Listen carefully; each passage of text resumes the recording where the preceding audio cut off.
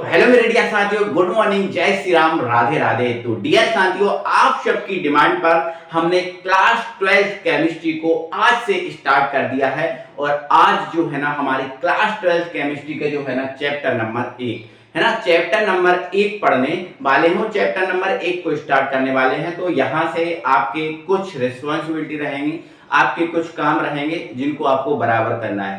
पहला पहला तो आपको नोटबुक और पेन अपने साथ में लेकर बैठना है, ठीक है। और अपने नोट्स जो है ना बनाते हुए चलना है। मतलब यहां पर मैं ये कोई गुंजाइश नहीं रहने दूंगा कि आप कोई चीज लिख ना पाओ या कोई चीज अधूरी रह जाए या कोई चीज छूट जाए। नहीं, आपको मैं इस टाइप से ही पढ़ाऊंगा कि आप फुली नोट्स बिल्कुल यहीं से बना सकते हो। आपको कहीं कोचिंग जाने की कोई आवश्यकता नहीं है। बस अगर आप थोड़ा सा हमें सपोर्ट करते हैं तो बिल्कुल ये क्लास रेगुलर चलेगी और अंत तक, जब तक आपकी केमिस्ट्री पूरी अच्छे तरीके से और 100 नंबर लायक, जिससे एग्जाम में आपको 70 का पेपर होता है, 70 नंबर का, तो 70 में से 70 लायक नहीं बना देता, मैं तब तक आपका पीछा नहीं छोड़ूंगा। मतलब बहुत अच्छे से आपको समझाऊंगा, पढ़ाऊंगा, कोई दिक्कत नहीं रहेगी। बस आपको सपोर्ट करना है, ज्यादा से ज्यादा वीडियो को आपको शेयर करना है, ज्यादा से ज्यादा वीडियो को आपको शेयर करना है, अपने भाई बहन दोस्त जो भी है उनको शेयर करना है, लाइक करना है। और भाई चैनल अगर सब्सक्राइब नहीं किया तो सब्सक्राइब कर लेना। इतना सपोर्ट चाहिए, है ना, क्योंकि अब हमें आपके सपोर्ट की बहुत ज्यादा आवश्यकता है ना, बहुत ज्यादा आवश्यकता है। और यदि आपका सपोर्ट नहीं मिलेगा तो फिर आगे क्लास का क्या होगा वो आप ही लोग डिसाइड करेंगे, क्योंकि आपको रेगुलर चाहिए क्लास, तो आपको इतना सपोर्ट करना पड़ेगा, ठीक है ना। अब चलो बातें नहीं करते हैं, बिल्कुल पढ़ाई करते हैं अच्छे से, ध्यान से। तो भाई बिल्कुल हम एनसीईआरटी बेस्ड पढ़ाएंगे, बिल्कुल, क्योंकि अब जो है ना दौर एनसीईआरटी का है, एनसीईआरटी में से पेपर बनना है, तो एनसीईआरटी का दौर है, एनसीईआरटी का ही हम बिल्कुल पढ़ाएंगे, बिल्कुल लेटेस्ट पढ़ाएंगे, है ना। बिल्कुल ऐसा नहीं पढ़ाएंगे इधर उधर का, बिल्कुल आपके लिए जरूरी है, आपके लिए इंपॉर्टेंट है, वही सारी चीजें आपको पढ़ाने वाले, ठीक है। चलो, तो हमारा जो चैप्टर नंबर फर्स्ट है बिलियन एनसीईआरटी का, ठीक है, जिसको इंग्लिश में हम क्या बोल देते हैं, सॉल्यूशन। तो भाई अच्छा, पहला क्वेश्चन तो हमारा साथ यही है कि जो बिलियन होता है, शायद ये बिलियन क्या होता है, ये जो बिलियन शब्द दिख रहा है ना, ये वाला, ये बिलियन क्या है, ठीक है। तो सुनो ध्यान से, आपको जो जरूरत पड़े जो चीजें वो आप लिखते ही चलना, ठीक है। तो देखो, आपने सुना होगा यौगिक, आपने यौगिक सुना है, बिल्कुल आपने यौगिक सुना होगा, ठीक है। यौगिक क्या होता है, जब दो या दो से अधिक पदार्थों को, जब दो या दो से अधिक पदार्थों को निश्चित अनुपात में मिला दिया जाता है तो क्या बन जाता है, यौगिक बन जाता है, ठीक है ना। चलो, तो ये यौगिक क्या हो गया भाई, जब दो या दो से अधिक पदार्थों को, दो या दो से अधिक पदार्थों को निश्चित अनुपात में मिला दिया जाता है तो बन जाता है यौगिक। क्लियर हो गया, ठीक है। अब एक शब्द आपने सुना होगा मिश्रण, क्या सुना होगा, मिश्रण। तो ये मिश्रण क्या होता है, तो बेटा जब दो या दो से अधिक पदार्थ को किसी भी अनुपात में, निश्चित नहीं, किसी भी अनुपात में, कोई ज्यादा कोई कम, कोई बिल्कुल थोड़ा सा, कोई बहुत ज्यादा, है ना, तो जब दो या दो से अधिक पदार्थों को किसी भी अनुपात में मिला दिया जाता है तो क्या तैयार होता है, मिश्रण तैयार होता है। क्या होता है, मिश्रण। ये बेसिक आप जानकारी जानते होंगे। तो मेरे डियर साथियों, जो बिलियन होता है वो बिलियन है, एक मिश्रण ही है। बिलियन जो होता है वो क्या होता है, एक मिश्रण ही होता है। क्या होता है, मिश्रण ही। मैं यहां पर लिख दे रहा हूं, तो बिलियन जो है वो क्या है, मिश्रण है, ठीक है सर, मिश्रण है। अच्छा, मिश्रण मेरे डियर साथी, जो मिश्रण है वो मिश्रण दो टाइप का होता है। मिश्रण कितने टाइप का होता है, दो टाइप का। अच्छा सर, कौन कौन सा, तो देखो, पहला होता है समांगी मिश्रण, ठीक है, कौन सा मिश्रण, समांगी मिश्रण, ठीक है। और दूसरा होता है विषमांगी मिश्रण, ठीक है। एक समांगी होता है और एक क्या होता है, विषमांगी, ठीक है ना। अच्छा सर, ये समांगी और विषमांगी शब्द क्या होते हैं, आओ जरा ध्यान से अच्छे से समझना है अपन को, एक एक चीज को, एक एक पॉइंट को अच्छे से समझते चलना है, ठीक है। समांगी का मतलब क्या होता है जानो, अच्छा ध्यान से सुनो बेटा। आपको मैं कह रहा हूं, आपसे मैं कह रहा हूं कि आप जल मतलब पानी, पानी में आप नमक डाल दो और अच्छे से आप उसको घोल दो, तो आप बोलोगे सर पानी में नमक अच्छे से मिल जाएगा, मिल गया क्या, ठीक है। अब मैं कह रहा हूं नमक को पानी से अलग कर दो, नमक को पानी से अलग कर दो, तो आप नमक को पानी से अलग कर पाओगे क्या, नहीं, नहीं कर पाओगे ना। और अगर आपको करना भी है तो कोई विशेष प्रकार की विधि का उपयोग करना पड़ेगा, साधारणता तो आप अलग नहीं कर पाओगे। क्या कर पाओगे? नहीं, बिल्कुल नहीं कर पाओगे। ठीक है, चलो अब यहां पर मैं आपसे कह रहा हूं, आप जो नमक है उस नमक में कागज के टुकड़े डाल दो। क्या डाल दो भाई? कागज के टुकड़े। जो पेपर होता है ना, ये इस टाइप का ये पेपर है, इधर इसके टुकड़े डाल दो आप पानी में। ठीक है, आपने डाल दिए। अब मैं कह रहा हूं इन कागज के टुकड़े को पानी से अलग कर दो। ठीक है, आप बोलोगे ठीक है सर हम कर देंगे, इजीली कर पाएंगे। कर दोगे कि नहीं कर दोगे? आप छान लोगे पानी को तो टुकड़े टुकड़े अलग रह जाएंगे और पानी पानी अलग हो जाएगा। हो जाएगा कि नहीं? तो भाई समांगी और विषमांगी आप समझ गए। समांगी विलयन ऐसा विलयन होता है जिसमें एक पदार्थ दूसरे पदार्थ में बहुत अच्छे से मिल जाता है और वापस इनको अलग नहीं किया जा सकता। ठीक है, क्या बोला मैंने? समांगी विलयन वो होता है, समांगी का मतलब वो होता है जिसमें एक पदार्थ दूसरे पदार्थ में बहुत अच्छे से मिल जाता है और वापस उनको फिर अलग नहीं किया जा सकता, वो समांगी है। लेकिन विषमांगी क्या है? तो विषमांगी मेरे डियर साथियों वो है जिसमें एक पदार्थ को दूसरे पदार्थ में मिलाने पर वो पदार्थ मिल तो जाएगा लेकिन वापस से इसको अलग किया जा सकता है। ठीक है, जिसमें पदार्थों को मिलाने के बाद अलग ना किया जा सके वो समांगी, और जिसमें पदार्थों को मिलाने के बाद पुनः अलग किया जा सके वो विषमांगी। क्लियर हो गया? ये दोनों बातें क्लियर हो गई। आपको कॉपी में भी लिख लेना है कि अगर आपको ना समझ में आया हो कि आप ऐसा लगे कि आप बाद में भूल जाओगे तो इनको लिख लेना। ठीक है ना? समांगी समझ गए, विषमांगी समझ गए। ठीक है, अब जो विलयन है वो मिश्रण है। अच्छा, मिश्रण विलयन बनता कैसे है सर? एक बात ये और बता दो विलयन बनता कैसे है। तो बेटा क्या होता है, कोई भी दो पदार्थ जब आपस में मिलते हैं तो वो विलयन बनता है। कोई भी दो पदार्थ, मैंने बोला क्या? कोई भी दो। जैसे मान के चलो ये दो मार्कर है मेरे पास, इन दोनों मार्कर को मिला दूं ना तो अब ये दो मिलकर जो भी बना है वो क्या है? विलयन बना है। तो विलयन जो है ना, जरूरी नहीं वो गैस अवस्था में हो। जो विलयन है वो जरूरी नहीं कि वो गैस अवस्था में हो, जरूरी नहीं कि वो ठोस अवस्था में हो, और जरूरी नहीं कि वो द्रव अवस्था में हो। तीनों अवस्थाओं में हो सकता है। ठोस भी हो सकता है, द्रव भी हो सकता है और गैस भी हो सकता है। किसी भी प्रकार का विलयन हो सकता है। विलयन तो कब बनेगा? जब दो या दो से अधिक पदार्थ आपस में मिलेंगे।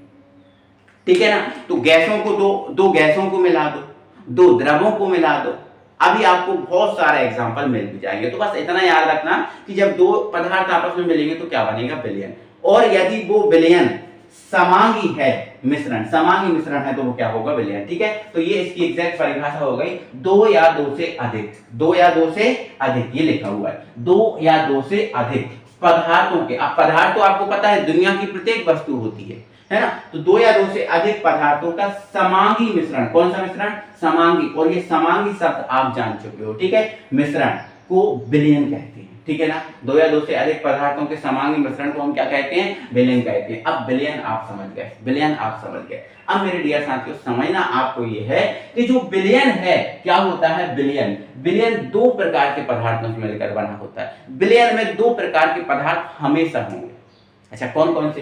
तो पहला पदार्थ तो होगा सर विलायक। पहला पदार्थ क्या होगा? विलायक। और दूसरा पदार्थ होगा विलय। दूसरा पदार्थ क्या होगा? विलय। पहला होगा विलायक और दूसरा क्या होगा? विलय। तो सर ये विलायक क्या होता है, ये विलय क्या होता है, एक बार ये और बता देंगे तो बहुत अच्छे से क्लियर हो जाएगा। ठीक है, ध्यान से सुनो, कोई दिक्कत नहीं, हम सारा कुछ बताएंगे, आपको बहुत अच्छे से पढ़ाएंगे, है ना, बहुत अच्छे से समझाएंगे। ठीक है, विलायक। ठीक है, चलो यहां पर ध्यान से सुनना, विलायक क्या है। ठीक है, क्या है विलायक? तो देखो यहां पर ध्यान सुनना, विलयन में, किसमें? विलयन में जिस पदार्थ की ठीक है, जिस पदार्थ की मात्रा, विलयन में जिस पदार्थ की मात्रा अधिक होती है, क्या होती है बेटा? अधिक होती है, उसे विलायक कहते हैं। ठीक है, उसे क्या कहते हैं? विलायक कहते हैं। समझ गए? विलयन में जिस पदार्थ की मात्रा अधिक होती है उसे क्या कहते हैं? बिलायक कहते हैं। अभी नहीं समझे सर, एक बार और समझा दो। मैंने आपसे बोला बेटा नमक और पानी का विलयन बनाओ, मैंने आपसे सिर्फ इतना बोला है नमक और पानी का विलयन बनाओ, तो आप क्या करोगे, नमक और पानी का विलयन बनाने लगोगे। तो आप क्या लोगे, जो पानी है, क्या है, पानी, पानी लोगे ज्यादा मात्रा में, पानी लोगे आप ज्यादा मात्रा में, ठीक है, पानी आप ज्यादा मात्रा में लोगे, ठीक है। और जो आप नमक लोगे, क्या लोगे, नमक, वो आपका कम मात्रा में होगा, वो होगा कम मात्रा में। तो जो ज्यादा मात्रा है, अब देखो पानी और नमक जब दोनों मिलेंगे तो क्या बनेगा, विलयन बनेगा, क्योंकि यहाँ परिभाषा लिखी है दो या दो से अधिक पदार्थों का समान मिश्रण विलयन होता है। तो पानी और नमक को मिलाया तो क्या बन गया, विलयन। और ये जो विलयन बना, इस विलयन में पानी की मात्रा क्या है, ज्यादा, पानी की मात्रा क्या है, ज्यादा, और जिसकी मात्रा ज्यादा होती है वो विलायक होता है, मतलब पानी क्या होगा, विलायक होगा, पानी क्या होगा, विलायक होगा। और जिसकी मात्रा कम होती है उसे विलेय कहते हैं, उसे क्या कहते हैं, विलेय। तो यहां पर आप विलेय जो डालो हेडिंग, और विलेय की जो है परिभाषा वो आप लिख लो, विलेय हेडिंग डालो और विलेय की परिभाषा आप लिख लो, ठीक है ना। विलेय की परिभाषा क्या लिखोगे, विलयन में जिस पदार्थ की मात्रा कम होती है उसे विलेय कहती है, विलयन में जिस पदार्थ की मात्रा कम होती है उसे विलेय, और विलयन में जिस पदार्थ की मात्रा ज्यादा होती है उसे विलायक। ये सबसे पहली बात है जानना कि विलायक क्या है, विलेय क्या। अगर यही चीज नहीं पता तो आगे आपको बहुत सी चीजों में दिक्कत होगी, ठीक है। तो यहाँ पर नमक की कम मात्रा है तो नमक क्या हो गया, विलेय, और पानी क्या हो गया, विलायक हो गया, पानी क्या हो गया, विलायक। अब आपको मैं कुछ एग्जांपल यहाँ पर लिख रहा हूं, आप इसमें बताना विलायक क्या है, विलेय क्या है, ठीक है ना। चलो आ जाओ, है ना। तो विलायक, विलेय और विलयन, ये तीनों बातें आपको बहुत अच्छे से आई होप क्लियर हो गई होंगी, ठीक है ना।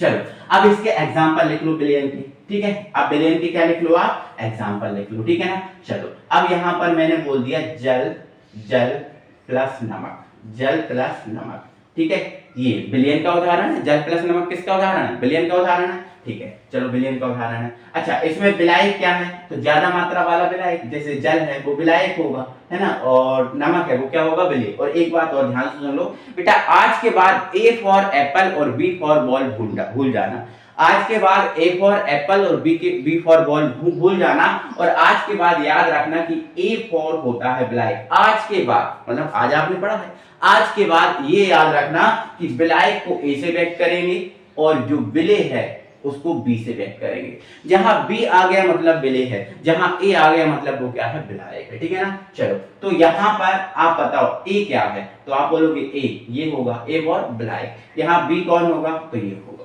विलेय होगा, ठीक है। ऐसे याद रखना, ठीक है। पहला एग्जांपल हो गया। चलो अच्छा दूसरा एग्जांपल मैंने बोल दिया वायु, क्या बोल दिया बेटा, वायु।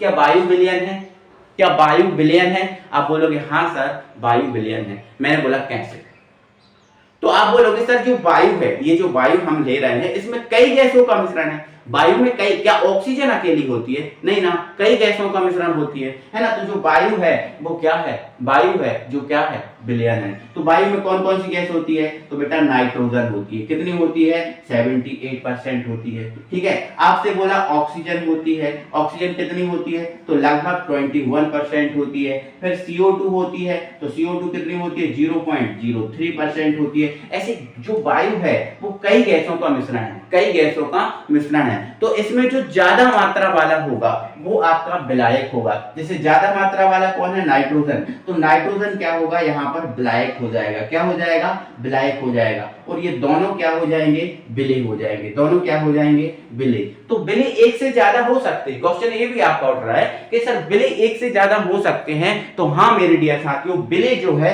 वो एक से ज्यादा हो सकते हैं, लेकिन विलायक एक ही रहेगा। जो सबसे अधिक मात्रा में है वो केवल विलायक रहेगा, और फिर जो कम कम मात्राएं हैं वो क्या हो जाएंगी, विलेय। अब जैसे हम चाय ही बनाते हैं, जैसे हम चाय ही बनाते हैं, तो जब हम चाय बनाते हैं तो इस चाय के अंदर हम क्या डालते हैं बेटा, दूध डालते हैं, क्या डालते हैं, दूध डालते हैं। फिर आप शक्कर डालते हो, ठीक है। फिर आप पत्ती डाल देते हो, क्या डाल देते हो, पत्ती, है ना, चाय पत्ती।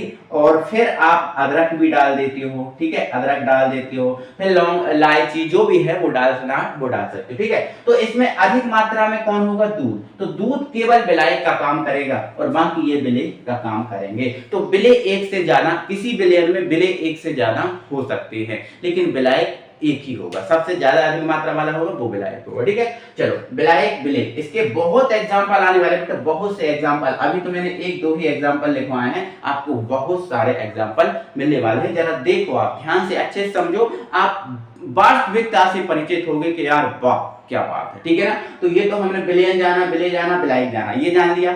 अब जो विलयन है, इस विलयन का वर्गीकरण पे करेंगे बात। विलयन का जो वर्गीकरण है उस पे हम बात कर लेंगे। ठीक है ना, क्यों हमें विलयन का वर्गीकरण करना है, लेकिन विलयन के वर्गीकरण से पहले एक परिभाषा और हमें जानना जरूरी है। ठीक है, अब वो परिभाषा है बेटा सांद्रता की। क्वेश्चन उठता है सांद्रता क्या है, कभी देखो सांद्रता सांद्रता सांद्रता कई बार आएगा, क्या होती है सांद्रता वो देख लो आप। तो देखो ध्यान से सुनना बेटा, 1 लीटर विलयन में उपस्थित विलेय पदार्थ की मात्रा, जो 1 लीटर विलयन होता है, देखो आप 1 लीटर जरूरी नहीं एक हो, लेकिन हम परिभाषा हमेशा 1 लीटर से निकालते हैं। परिभाषा हमेशा हम किससे निकालते हैं, 1 लीटर से, क्योंकि वो परिभाषा फिर एग्जैक्ट निकालती है ना। फिर 10 भी हो सकता है, 100 भी हो सकता है, कितना भी हो सकता है, कोई दिक्कत नहीं। ठीक है, परिभाषा हम किससे निकालते हैं, 1 लीटर से। ठीक है, तो मोस्टली अगर हम इस 1 लीटर को हटा दें, ठीक है, अब आपको समझ में आ जाएगी, विलयन में उपस्थित विलेय पदार्थ की मात्रा को ही हम क्या बोलते हैं, सांद्रता। ठीक है, सीधी सी बात, नो बकवास। जो विलेय पदार्थ की मात्रा है,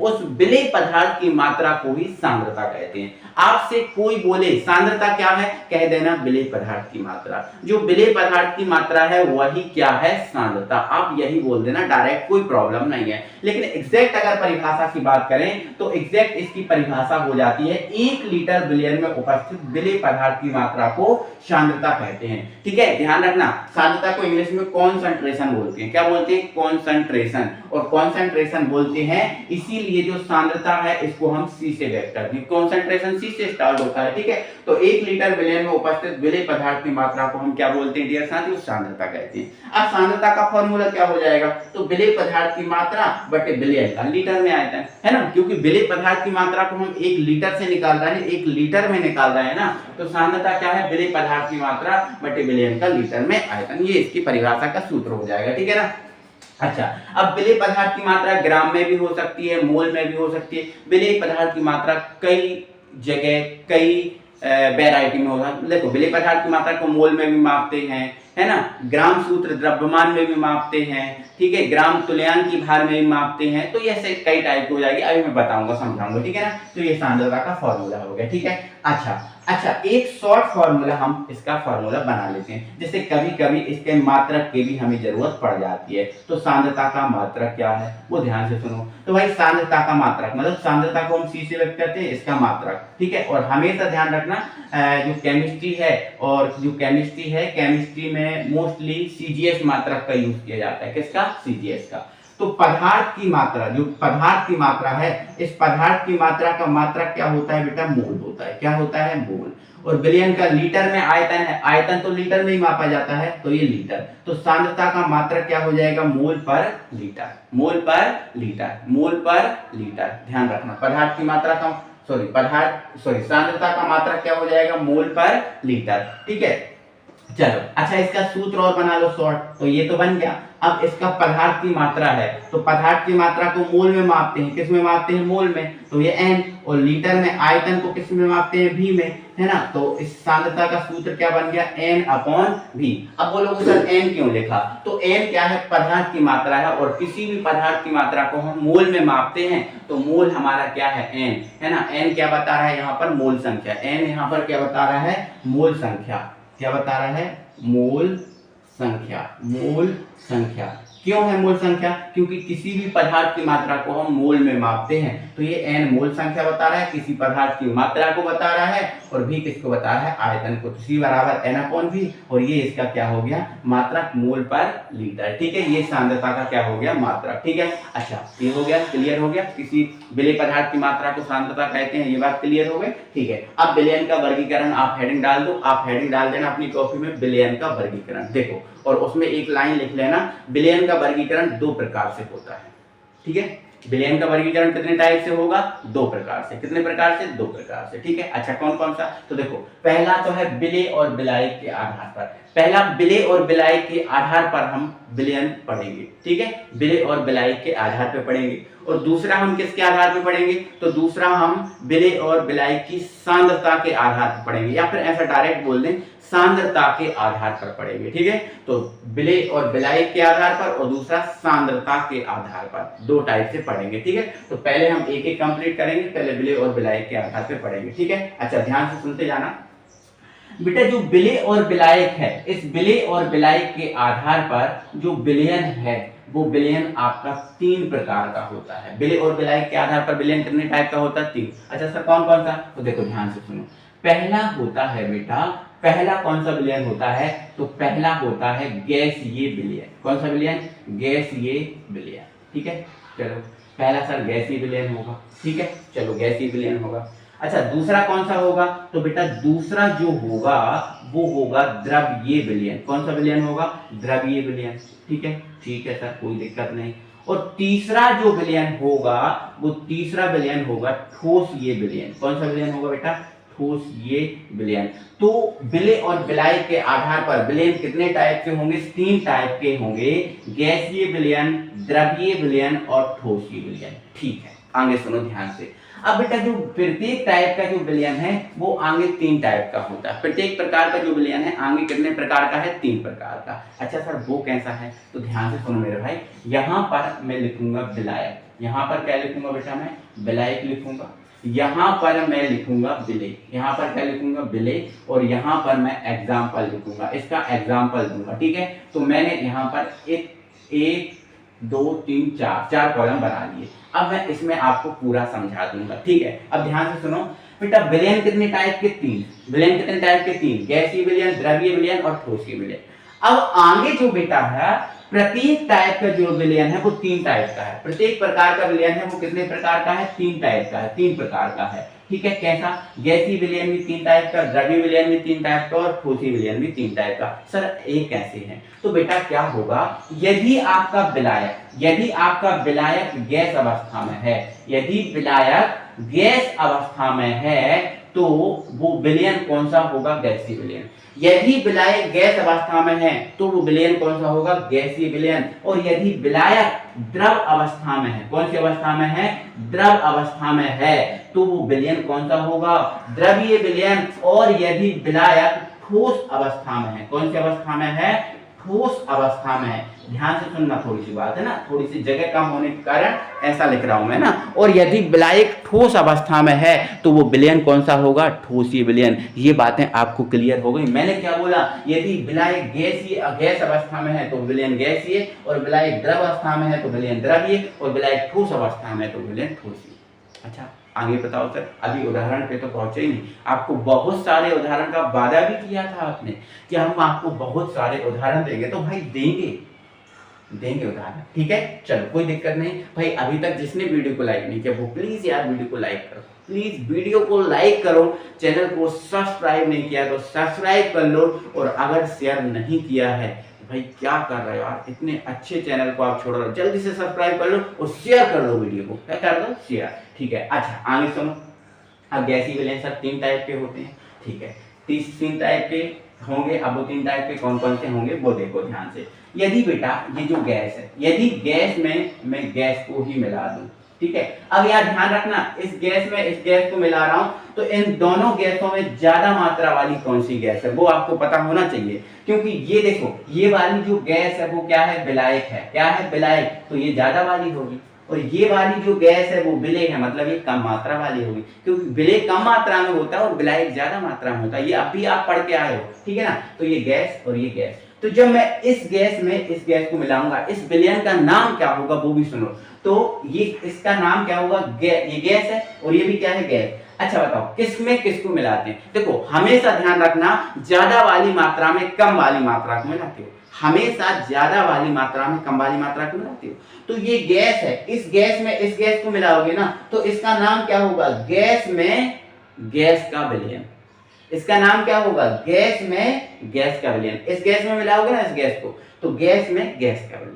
तो गैस में गैस का विलयन मतलब जब आपस में गैसें मिलती हैं तो क्या तैयार होता है? ये आप बताओ, जब गैसें आपस में मिलेंगी तो क्या बनेगा?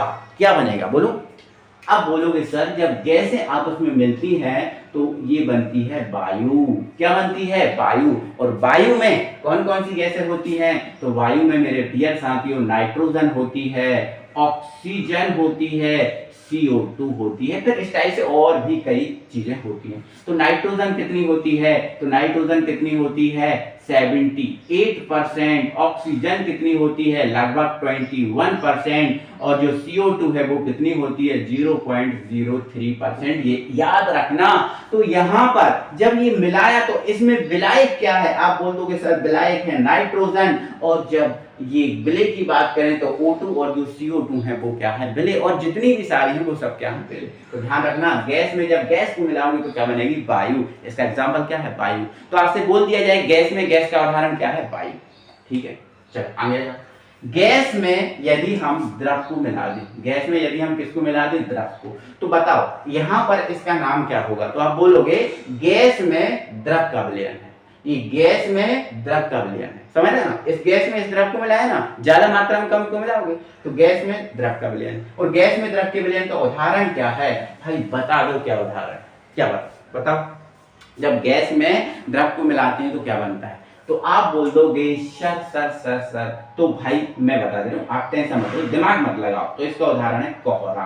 कोहरा आपने सुना है? कोहरा आपने सुना है? आपने देखा होगा कोहरा सर्दियों में ही पड़ता है।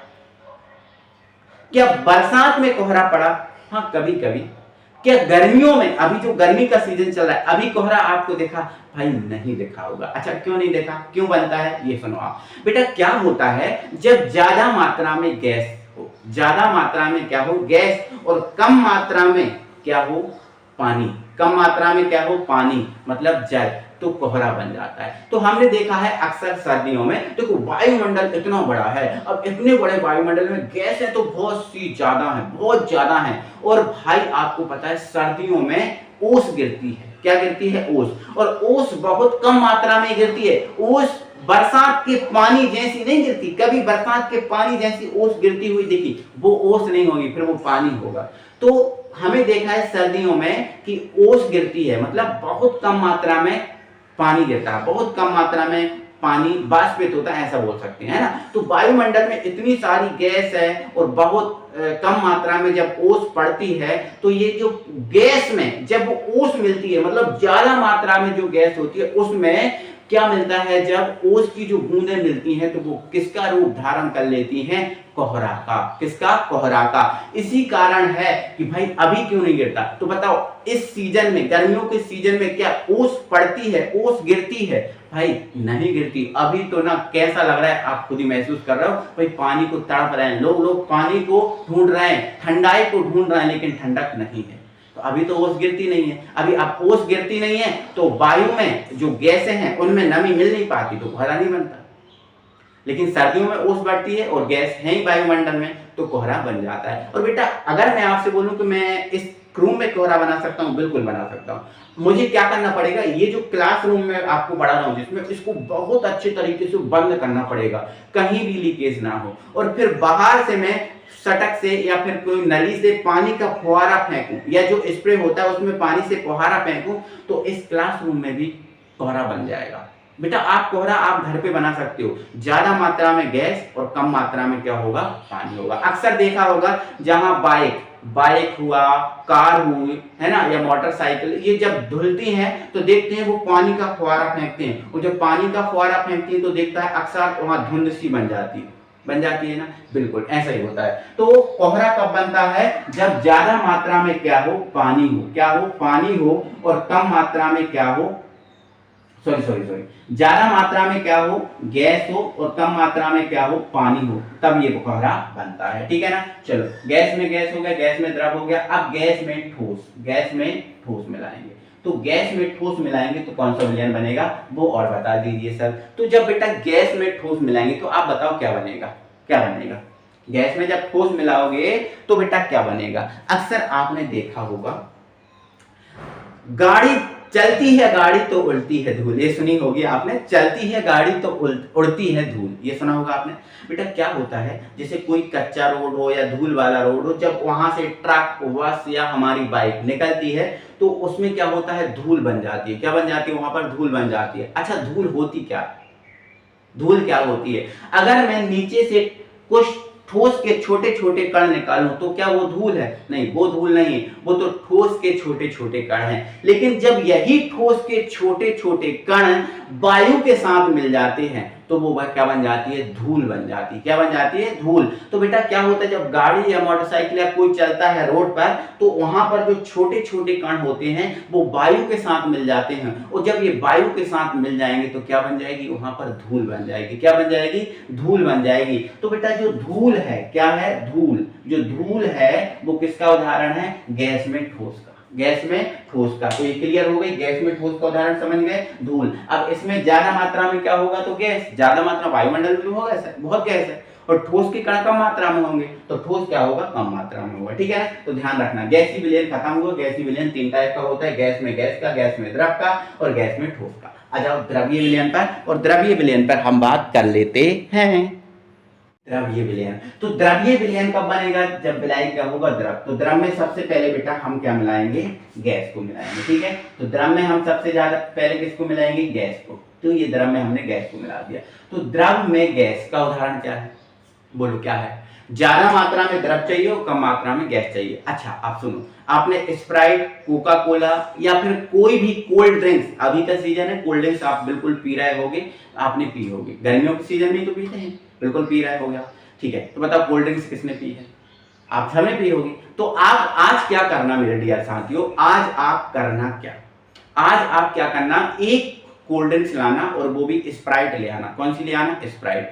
और उस स्प्राइट को अच्छे से ऐसे ऐसे हिला के और फिर आप खोलना, तो आप देखोगे जितना उसके अंदर लिक्विड है वो बिल्कुल नहीं बचेगा, पूरा का पूरा बाहर हो जाएगा, हो जाएगा। ऐसा क्यों होता है, अभी बता रहा हूं क्यों होता है। और अक्सर आपने देखा होगा कोई भी कोल्ड ड्रिंक्स आप लेकर मार्केट से आते हो, कभी वो फुल नहीं भरी रहती, कभी भी वो बोतल जो है ना फुल नहीं भरी रहती, कुछ ना कुछ वो खाली रहती है, कुछ ना कुछ खाली रहती है। जैसे मान के चलो ये हमारे पास एक बोतल है, ये हमारे पास एक बोतल है, ठीक है, हम स्प्राइट की बोतल लेके, देखो भाई अच्छा पेंटर हूं इसलिए आप कभी भी आपने देखा होगा यहाँ तक मुंह तक नहीं भरी होगी, इतनी खाली होगी, इधर तक भरी रहेगी। अच्छा इधर तक क्यों भरी रहती है, इधर क्या होता है, तो भाई ये भरी तो फुल रहती है, लेकिन लिक्विड जो है, द्रव है, वो इधर तक भरा होता है, और इतनी जो जगह है इसमें क्या भरी होती है, गैस। क्या भरी होती है, गैस। अच्छा क्यों भरी जाती है सर गैस, तो बेटा जो गैस भरी जाती है इसमें अमोनिया, मोस्टली अमोनिया या नाइट्रोजन गैस भरी होती है। ठीक है, अच्छा अमोनिया या नाइट्रोजन गैस क्यों भरी होती है, क्योंकि इसकी क्वालिटी है ना, देखो आपको पता है कोल्ड ड्रिंक्स ऐसा तो होता नहीं कि आज लेके आए आज ही बिक गए, ये कई दिन तक घर में रखे रहते हैं या दुकान में रखे रहते हैं, है ना। हो सकता है कुछ लोग तो ऐसा करते हैं पिछली साल का इस साल बेच रहे हो, लेकिन वो खराब नहीं होते। तो भाई इसीलिए गैस भरी जाती है कि ये खराब ना हो। और दूसरा मेन पर्पस इसका ये है कि ये जो ठंडे होते हैं इनको ठंडक के लिए, इनकी ठंडक के लिए, इसे प्रशीतक के लिए इसमें गैसें भरी जाती हैं, और मोस्टली अमोनिया गैस इसमें भरी जाती है। कौन सी भरी जाती है, अमोनिया, है ना। और भाई CO2 गैस भी भरी जाती है, ध्यान रखना CO2 गैस भी भरी जाती है। तो इसके लिए ठंडक के लिए तो कौन सी गैस भरी जाती है, अमोनिया, लेकिन इसमें CO2 गैस भी भरी जाती है। जैसे मोस्टली स्प्राइट हुआ, कोका कोला हुआ, इनमें CO2 लगभग होती है। ठीक है, तो CO2 अमोनिया ये गैसें इसके अंदर भरी जाती हैं। ठीक है ना, तो आपको ध्यान से सुनना है बेटा, जो कोल्ड ड्रिंक्स वगैरह होते हैं, इन कोल्ड ड्रिंक्स वगैरह में ज्यादा मात्रा में क्या होता है, द्रव, और कम मात्रा में होता है गैस। तो इसका उदाहरण हो गया बेटा सोडा वाटर। क्या हो गया, सोडा वाटर, है ना। या फिर आप कोल्ड ड्रिंक्स लिख सकते हो, क्या लिख सकते हो, कोल्ड ड्रिंक्स लिख सकते हो। ठीक है, मैं यहां पर लिख दे रहा हूं कोल्ड ड्रिंक्स, ठीक है, कोल्ड ड्रिंक्स, ठीक है, कोल्ड ड्रिंक्स लिख सकते हो आप। ठीक है ना, चलो, तो सोडा वाटर हुआ, कोल्ड ड्रिंक्स हुआ, वो द्रव में गैस का है। अच्छा द्रव में द्रव का, तो भाई ये तो आप बता ही दो, द्रव में द्रव का आपको क्यों नहीं बता पाओगे, ये तो आप बता ही दोगे। तो भाई द्रव में द्रव का, जैसे आपका जल है ना, जल में आप क्या मिला दो, दूध मिला दो, है ना, दूध मिला दो, है ना। जल में लोग बात शराब मिलाकर पीते हैं, या शराब में जल मिलाकर पीते हैं, ऐसा बोल सकता हूं, है ना। तो ये तो आप बता ही दोगे, इजी है ना। अब द्रव में ठोस मिलाओ, द्रव में क्या मिलाओ बेटा, ठोस। तो द्रव में ठोस मिलाओगे, ये भी बहुत इजी है। आप जल में क्या मिला दो, नमक मिला दो, क्या मिला दो, नमक मिला दो, ठीक है। आप जल में क्या मिला दो, शक्कर मिला दो, क्या मिला दो, शक्कर मिला दो, तो ये आपके इजी हो जाएंगे, ठीक है। तो ये समझ गया ना, ये द्रव में द्रव का है, द्रव में ठोस का, ये समझ गया, ठीक है। आ जाओ, ठोस में गैस मिलाएंगे। तो बेटा जब ठोस में गैस मिलाएंगे तो इसका एग्जाम्पल क्या है सर, ये और मजा आ जाए, बता दीजिए अच्छे तरीके से। तो भाई एक सेकेंड रुकना थोड़ा सा, ठीक है, 1 मिनट में 1 घूंट पानी पी लो, क्योंकि जब से भाई कंटिन्यू चिल्ला रहा हूँ, थोड़ा सा मुझे पानी पी लेने दो, है ना। चलो आ जाओ। अब भाई ठोस में यदि हम गैस मिलाएंगे तो क्या बनेगा, तो बेटा जो हाइड्रोजन होती है, ये थोड़ा सा एग्जाम्पल याद रखना पड़ेगा, आपने देखा नहीं होगा। देखो अच्छा चलो मैं एग्जाम्पल बताता हूँ। जैसे हमारे घर में बन रही है चाय, हमारे घर में क्या बन रही है, चाय, ठीक है। अब चाय बन रही है, तो चाय बनेगी तो उसमें भाप निकलेगी, क्या निकलेगी, भाप। और यदि उसमें भाप के ऊपर एक फोम का टुकड़ा, जैसे इसको साफ करने के लिए जो फोम आता है ना, फोम, यदि उस फोम के टुकड़े को उस भाप के ऊपर रखूं, तो ये जो फोम है, ये जो फोम है, पूरी जो भाप निकल रही है उस भाप को एब्जॉर्ब कर लेगा, अपने अंदर समाहित कर लेगा।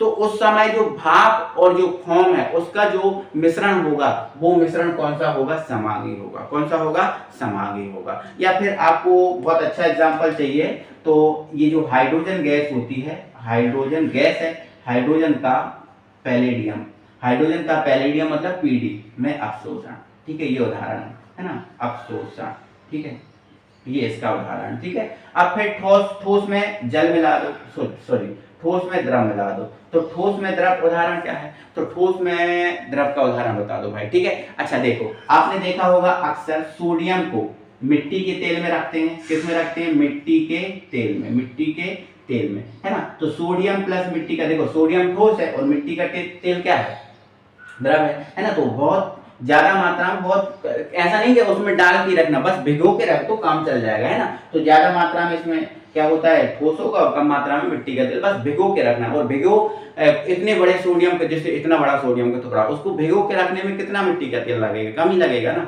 ठीक है।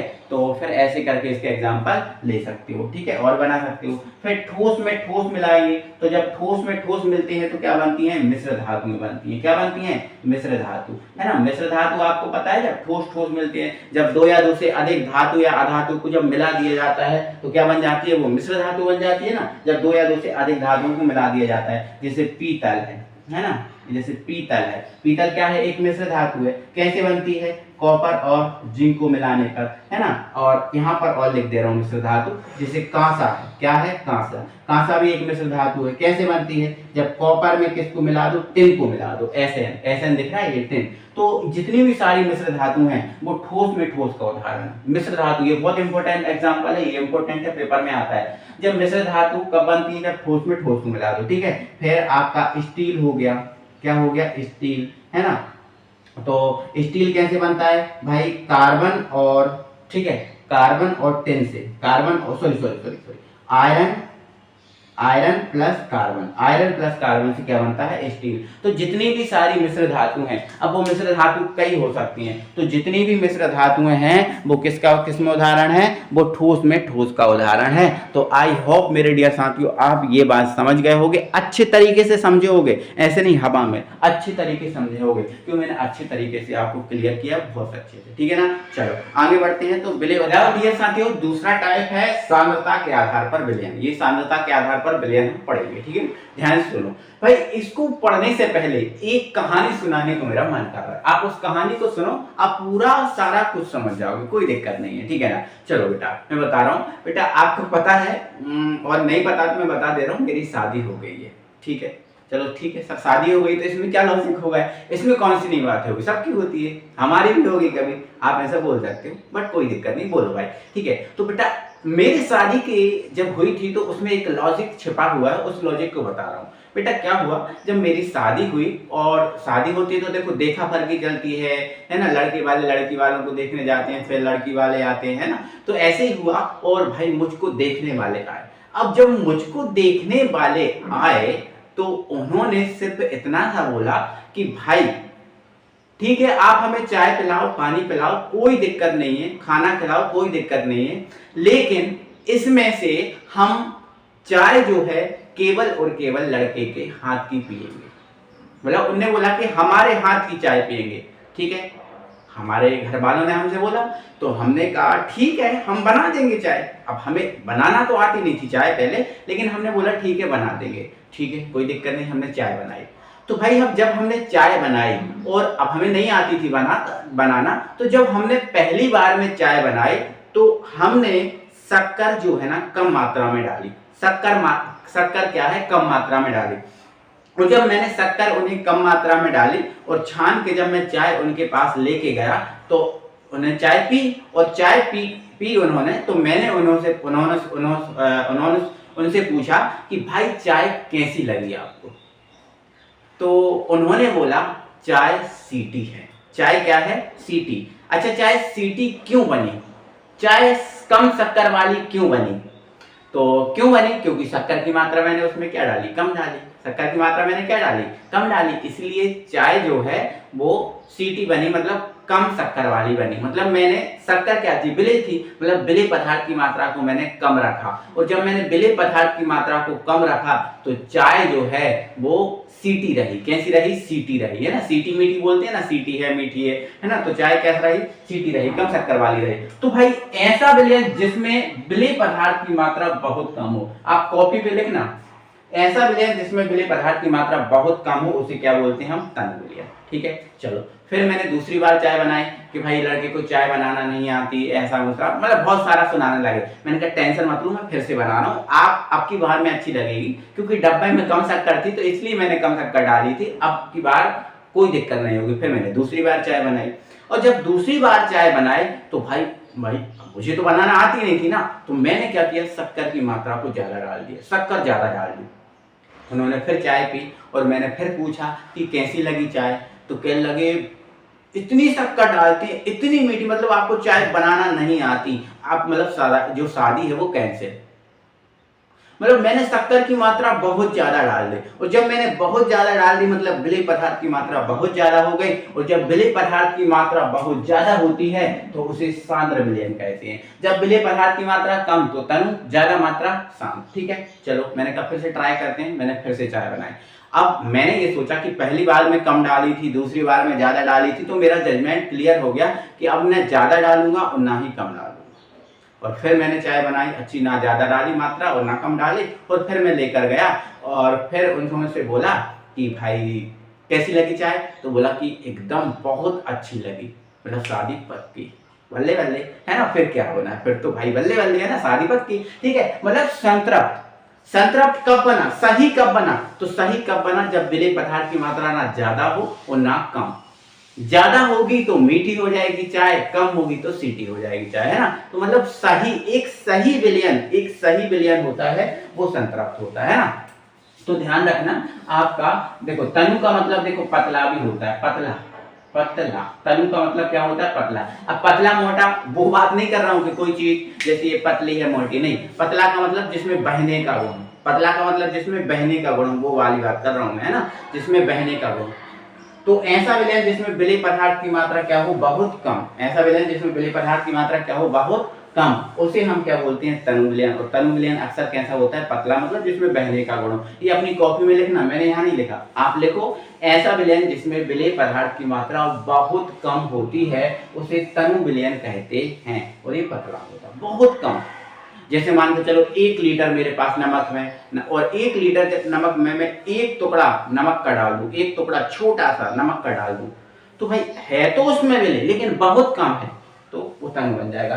सांद्र का मतलब होता है गाढ़ा। सांद्र का मतलब क्या होता है, गाढ़ा। गाढ़ा मतलब जिसमें बहने का गुण क्या हो, कम हो, है ना। जैसे शहद हुआ, बहने का गुण कम होता है ना। तो ये कब बनता है सांद्र विलयन, जब विलेय पदार्थ की मात्रा ज्यादा हो। तो ऐसा विलयन जिसमें विलेय पदार्थ की मात्रा विलायक की अपेक्षा अधिक होती है, ऐसा विलयन जिसमें विलेय पदार्थ की मात्रा विलायक की अपेक्षा अधिक होती है, ये लिखो आप कॉपी में, उसे सांद्र विलयन कहते हैं, है ना। जैसे आप आटा गूंथते हो, जैसे रोटी बनाने के लिए आटा बनाते हैं, है ना, तो इसमें क्या होता है, आटा ज्यादा मात्रा में होता है और जल जो है कम मात्रा में, जबकि जल क्या है, विलायक, और आटा क्या है, विलेय। ठीक है, तो ये ध्यान रखना। संतृप्त का मतलब क्या होता है? सही विलयन। तो ऐसा विलयन में जिसमें विलेय पदार्थ की मात्रा ना ज्यादा हो और ना कम हो, तो ऐसा विलयन जिसमें विलेय पदार्थ की मात्रा ना अधिक मिलाई जा सके, मतलब ऐसा ऐसा बोल दो कि ऐसा विलयन जिसमें विलेय पदार्थ की मात्रा और अधिक ना घोली जा सके, ऐसा विलयन जिसमें विलेय पदार्थ की मात्रा और अधिक ना घोली जा सके उसे संतृप्त कहते हैं। और संतृप्त एक सही होता है। जैसे आपसे सब्जी बनाई, आपने सब्जी बनाई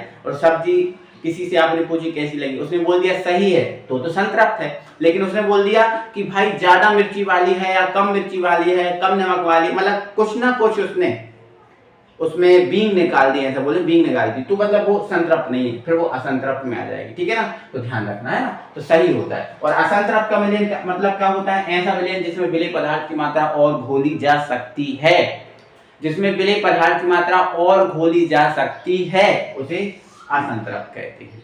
ठीक है, ये बात हो गई। और अति संतृप्त, तो ये संतृप्त का ही है, ये क्या है? संतृप्त का ही। देखो ये अति संतृप्त है ना, संतृप्त है, तो संतृप्त जिसमें विलेय पदार्थ की और अधिक मात्रा नहीं घोली जा सकती। लेकिन अति संतृप्त क्या होता है? अगर हमें विलेय पदार्थ की मात्रा और घोलनी है और मिलानी है तो हमें क्या करना पड़ेगा? ताप बढ़ाना पड़ेगा। क्या बढ़ाना पड़ेगा? ताप। तो ऐसा विलयन जिसमें अधिक ताप पर, ऐसा विलयन जिसमें अधिक ताप पर, किस पर? अधिक ताप पर विलेय पदार्थ की मात्रा और मिलाई जा सकती है उसे अति संतृप्त विलयन बोलते हैं। क्या बोलते हैं? अति संतृप्त विलयन। एक बार पूरा ध्यान से सुनिए। ऐसा विलयन जिसमें विलेय पदार्थ की मात्रा बहुत कम हो, तनु विलयन। ऐसा विलयन जिसमें विलेय पदार्थ की मात्रा विलायक की अपेक्षा अधिक हो, सांद्र विलयन। ऐसा विलयन जिसमें विलेय पदार्थ की मात्रा और ना घोली जा सके, संतृप्त विलयन। और ऐसा विलयन जिसमें विलेय पदार्थ की अधिक मात्रा घोली जा सकती है, असंतृप्त। और ऐसा विलयन जिसमें अधिक ताप पर विलेय पदार्थ की मात्रा घोली जाए वो अति संतृप्त विलयन। ये पांचों टाइप के हो गए और ये सांद्रता के आधार पर विलयन के प्रकार हो गए। ठीक है, अच्छा कुछ चीजें नोट में लगा और नोट में लगा के कुछ चीजें आपको नोट करके लिखना है। ठीक है ना, चलो इधर सुनो क्या होता है बेटा। देखो जो जल है, मैं यहाँ पर ध्यान से सुनना, जो जल होता है क्या होता है? जल, जल मतलब पानी, है ना। जल हमेशा हमेशा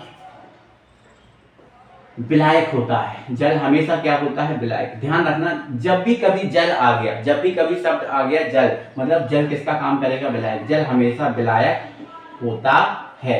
इसीलिए जो जल है इस जल को हम सार्वत्रिक विलायक कहते हैं। ध्यान रखना कि जल क्या होता है बेटा? हमेशा विलायक का काम करता है, इसलिए जल क्या है? सार्वत्रिक विलायक। जल कभी विलेय का काम नहीं करेगा, जल कभी विलेय का काम नहीं करेगा। लेकिन ये अपवाद भी है इसका। जैसे हम आटा उसनते हैं, रोटी बनाने के लिए आटा गूंथते हैं, तो उसमें जल कम मात्रा में होता है और विलेय जो आटा होता है जल कम मात्रा में, और जो आटा होता है वो ज्यादा मात्रा में। और हमने पहले परिभाषा में पढ़ा है कि जो ज्यादा मात्रा वाला विलायक होता है और कम मात्रा वाला विलेय। अब जब आटा गूंथा तो जल तो कम मात्रा मतलब विलेय होना चाहिए, लेकिन यहाँ लिखा है कि जल हमेशा विलायक का काम करेगा। तो यहाँ जो जल है वो अपवाद में चला जाता है, और अपवाद उसे कहते हैं जहाँ लड़ाई हो। जहां लड़ाई हो वो अपवाद में चला जाता है। ठीक है, तो ध्यान रखना जल हमेशा विलायक होता है, क्योंकि जल सार्वत्रिक विलायक है। कभी भी जल विलेय का काम नहीं करेगा, लेकिन कहीं अगर कर रहा है तो वो अपवाद में चला जाएगा। ठीक है ना, चलो अब पिछली साल आपने मोल संख्या पढ़ा होगा। क्या पढ़ा होगा? मोल संख्या। ठीक है, तो मोल संख्या का सूत्र क्या होता है? तो मोल संख्या का सूत्र होता है बेटा भार बटे अणु भार, भार बटे अणु भार। ये बातें आपको याद रखना है। ठीक है, मोल संख्या को हम n से व्यक्त करते हैं और भार को हम W से, और अणु भार को हम किससे व्यक्त करते हैं? n से व्यक्त करते हैं। किससे व्यक्त करते हैं? n से, है ना। तो n बराबर क्या हो गया? W/n। अब यहाँ कुछ चीजें आपको और जानना जरूरी है, वो ध्यान से सुनो। अब बेटा n तो मूल संख्या हो गई, n तो क्या हो गई? मूल संख्या। अब हमने आपको स्टार्टिंग में जब वीडियो स्टार्ट किया था तो हमने बताया a फॉर क्या होता है? विलायक, और b फॉर क्या होता है? विलेय। b फॉर क्या होता है? विलेय। ठीक है, अगर हमने यहाँ n लिख दिया मतलब मूल संख्या है, लेकिन हमने n के पास a लिख दिया तो a क्या है? विलायक, और n क्या है? मूल संख्या, मतलब ये विलायक की मूल संख्या हो गई। समझ रहे हो आप बात को? n क्या है? मूल संख्या, a क्या है? विलायक, मतलब ये विलायक की मूल संख्या हो गई। और विलायक की मूल संख्या देखो n का फॉर्मूला क्या होता है? W/m होता है, W/m होता है। तो a लगा दिया तो ये विलायक की मूल संख्या। अब जब यहाँ a लगा दिया तो यहाँ भी a लगाना पड़ेगा, यहाँ भी a लगाना पड़ेगा। मतलब Na जो है वो किसकी मूल संख्या है? विलायक की। ठीक है, विलायक की मूल संख्या, विलायक की मूल संख्या है, विलायक की मूल संख्या है। अब डब्ल्यू ए क्या है, डब्ल्यू ए क्या है, डब्ल्यू क्या होता है भार, लेकिन ए है तो ये किसका भार हो गया, विलायक का भार हो गया, किसका भार हो गया, विलायक का भार हो गया। अब एम क्या है, अणु भार, ए क्या है, विलायक, तो विलायक का अणु भार हो गया, विलायक का अणु भार हो गया, क्या हो गया, अणु भार हो गया। तो इन बातों को याद रखना। और इसी टाइप से अगर मैं एन बी बराबर बनाऊं तो क्या बन जाएगा, W B upon M B. अब बी क्या है, विलेय, तो विलेय की मोल संख्या, ये विलेय का भार और विलेय का अणु भार। तो ऐसे करके ये चीजों को याद रखना आपको, क्योंकि ये चीजें आपको आवश्यक है, ये चीजें आपको आगे जरूरत पड़ेगी, तो ये ध्यान रखना, इन चीजों को अच्छे से याद रखो, है ना, कोई दिक्कत नहीं है। अब हमारा ये पार्ट नंबर फर्स्ट, देखो एक वीडियो में हम पूरा खत्म नहीं कर सकते क्योंकि बड़ा है और आपको समझाना भी पड़ता है ना, तो आपको एक एक घंटे की वीडियो मिलेगी, बस आपका सपोर्ट रहे और हम कोई दिक्कत नहीं, आगे बढ़ते जाएंगे, चलते जाएंगे, ठीक है। तो फिर आगे जो भी होगा वो सांद्रता ज्ञात करने की विधियां होगा, अगला टॉपिक, उस पर हम बात करेंगे कल। तो भाई मिलते हैं। तो आपका काम क्या है, वीडियो को लाइक करना है, सब्सक्राइब करना है और शेयर करना है, ये काम आपको करना है। जल्दी ये white board smart board change होगा अगर आपका सपोर्ट रहा तो। भाई मिलते हैं फिर अगली वीडियो में, तब तक बाय बाय।